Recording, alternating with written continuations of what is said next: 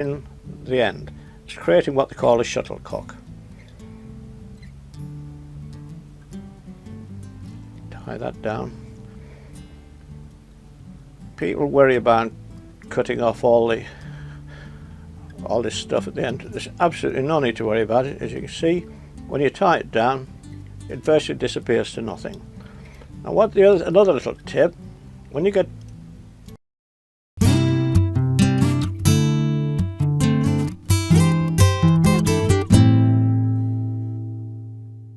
Welcome to Lesson 6, the Montana Nymph.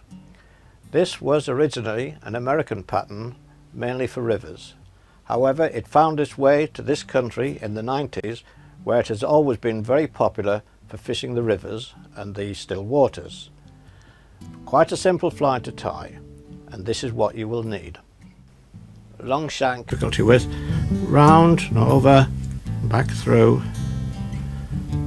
Put it nice and gently, and again, over, pull it from under, down. I'm giving it 3. I'm a belt and braces man.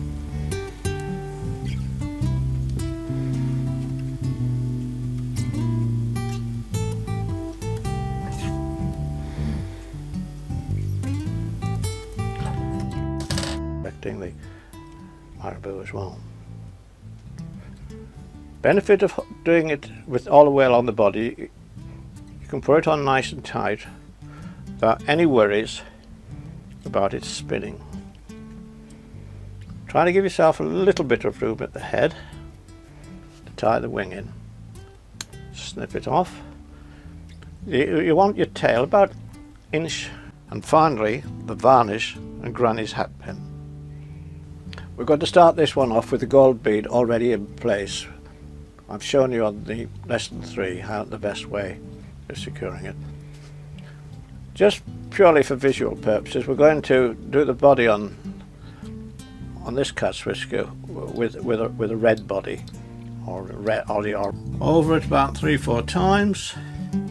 We'll hold it, get hold of the wire. Don't bother blunting your scissors by trying to cut it with the scissors. Just jiggle it, and there you are, the wire's gone. Now we build up the thorax.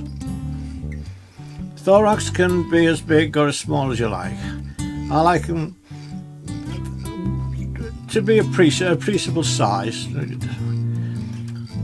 And again, much better. If you try doing it dry, you always have the risk of it breaking off.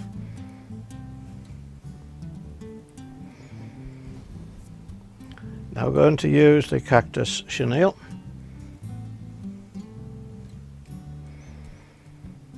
Take it right tight up to the base.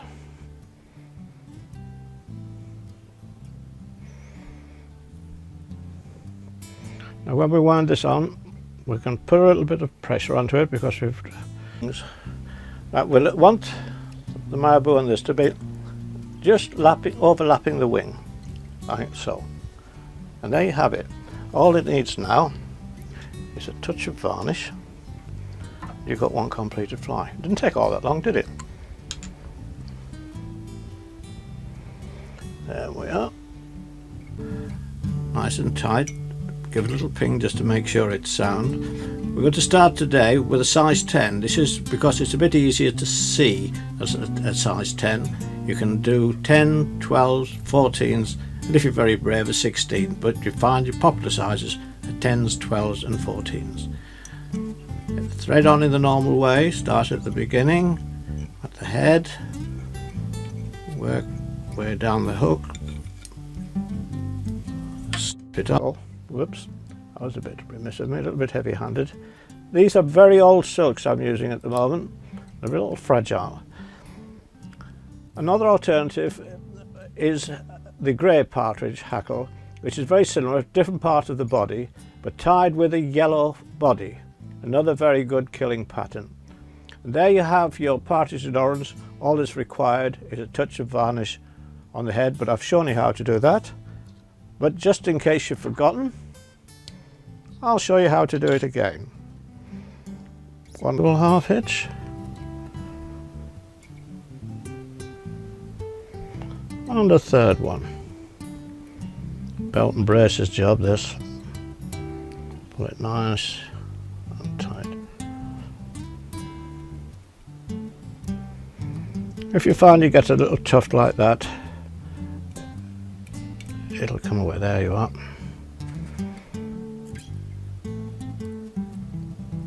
Cut that like so.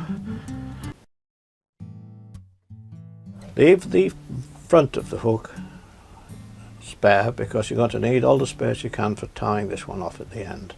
We're using a fine wire hook this time, because this fly is usually fished as a bob fly, which is the one nearest the boat when people are boat fishing and they've got a team of three flies, that is. They don't need 3 anglers. We're going to start this time by tying in the gold wire rib. This is the most important part of this fly. Make it nice and secure, because that's going to hold the focal, which you're going to wind through your thorax. Whoops, can't see it. There we are.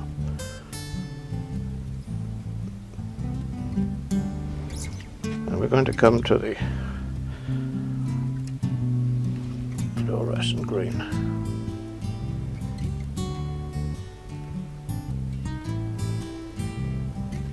Now, most people just wind it through with their hands.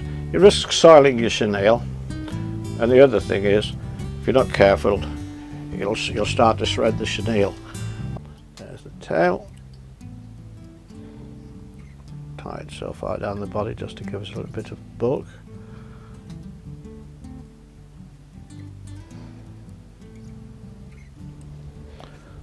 Chop off the waist, right up to the eye.